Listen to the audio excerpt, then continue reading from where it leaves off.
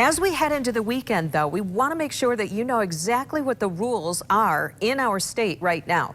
The current stay-home order remains in effect until May 15th. That's not impacted by the legislature's decision to not extend the emergency declaration. The governor also signed a new executive order last night, keeping several businesses closed until May 28th, including dine-in restaurants, salons, gyms, theaters, and libraries. State campgrounds are closed until late June. Let's bring in political reporter Rick Albin right now. Rick, where do the governor and Republicans go from here? Well, I think that's a real big question because we've seen the animosity between the governor's office and the legislature grow.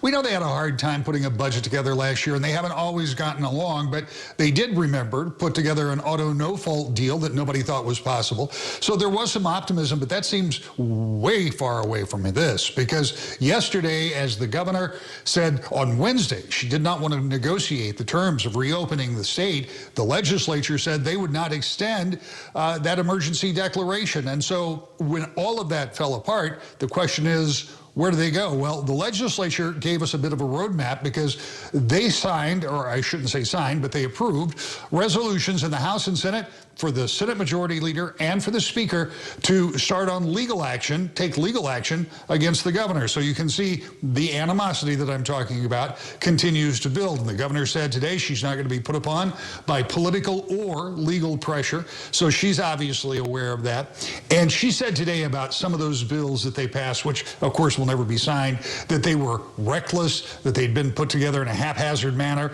She said they were constitutionally and legally flawed. People doing them, she intimated, maybe didn't know what they were doing. I don't know if that was pointed at any particular person, but obviously she thought it was sloppy legislation from her standpoint. From his standpoint, the Senate Majority Leader decided to weigh in today too. Let me read this to you from his Facebook account. This is from Senator Mike Shirkey. Michigan, he says, has now earned the distinction of having a governor drunk on the addiction of unfettered power, declaring that she and she alone can and will continue to act unilaterally to lock down our society, our culture, and our economy.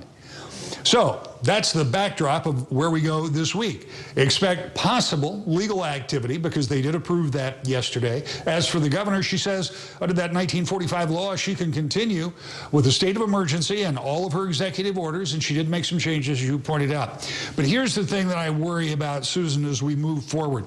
There is a big hole in the state budget. It's going to have to be fixed. It's not going to be filled. They're going to have to cut spending between now and October 1st. The sooner you do it, the more you can spread it out. I don't know if they're talking about that yet, but there is going to be that reckoning when it comes to this year's budget, even though there may be some federal money to backfill. Then there's next year's budget.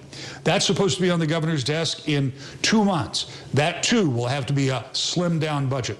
So unless the Senate Majority Leader and the Speaker of the House and the governor can come to some kind of accord, and I'm not saying necessarily about the coronavirus, but an accord to work on budgets, there are going to be some really tough days and long days ahead this summer. Susan? Okay, just so many unknowns with all this, Rick. We'll have to see how it plays out. Thank you.